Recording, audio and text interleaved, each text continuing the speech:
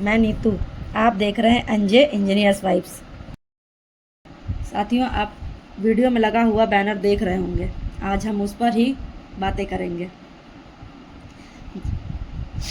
साथियों, मैं भी आपकी तरह एक विशेष सर्वेक्षण कर्मी ही हूँ। जैसा कि आप लोगों को पता है कि हम लोग विगत 16 अगस्त से धरना पर बैठे हुए हैं एवं लगभग 15 दिन हो गए हमारे साथियों को आमरण अनशन पर बैठे हुए। विभाग से अभी तक हमसे और हमारे साथियों से मिलने कोई नहीं आया, ना ही मौजूदा सरकार की तरफ से अभी तक कोई सकारात्मक रवैया उठाया गया। रही बात सरकार की, वो तो हिटलर शाही रवैया अपनाई हुई है। जैसा कि 10 सितंबर को उनके द्वारा हम पर लाठियां बरसाई गई। जैसा कि आप लोगों को पता होगा कि हम अपने अभिभावक यानी मौजूदा सरकार से मिलने अपनी फरियाद लेकर गए हुए थे, क्योंकि मौजूदा सरकार में उप मुख्यमंत्री बीजेपी से हैं तथा हमारे विभाग के मंत्री भी बीजेपी से हैं। लेकिन जिस तरह वहां पर हमारे साथियों पर लाठियां बरसाई गई वह बहुत ही निंदनीय है। और हमारे महिला साथियों के साथ जो बर्बरता से पेश आया पुरुष पुलिसकर्मी द्वारा, वो तो कहीं से भी नहीं होना चाहिए था। मैं खुद उसकी भुक्तभोगी हूँ। मुझसे बेहतर और कौन ही समझ सकता है। इसके खिलाफ मैं महिला आयोग में शिकायत करने जाने वाली थी, लेकिन हमारे संघ तथा एमएलसी मैडम द्वारा बोला गया कि उनको वार्निंग दे दी गई है, इसलिए एक बार और मौका दे दिया जाए उनको। इन सब बातों को लेकर कल हम लोग रोड पर उतरे। उसमें हमारी एकजुटता को पूरे बिहार ने देखा।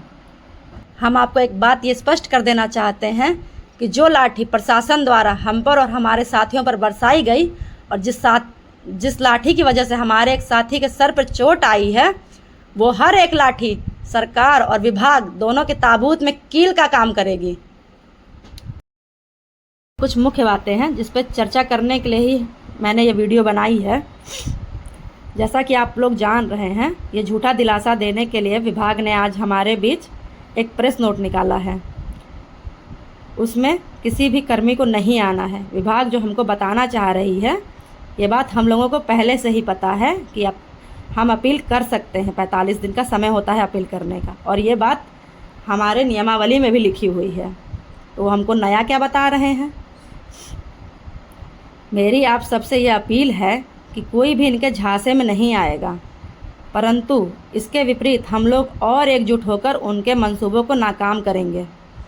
अब समय हम लोगों को एकजुटता दिखाने का आ गया है, झुकने का नहीं। विभाग के आगे विभाग अभी भी हमको तोड़ने और झुकाने का प्रयास कर रही है, जो अब संभव नहीं है।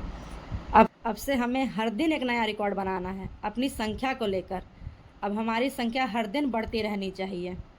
और ख़ासकर मैं अपनी महिला साथियों से अपील करना चाहूँगी कि अब समय घर पे बैठने का नहीं रहा। अब समय हमें रोड पे उतरने का और अपनी मांगों को सरकार से मनवाने का है।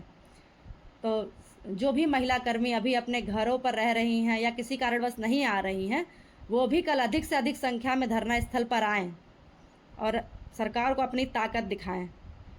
और इन्हीं सब बातों के साथ मैं अपनी बात को ख़त्म करती हूँ। जय हिंद, जय भारत।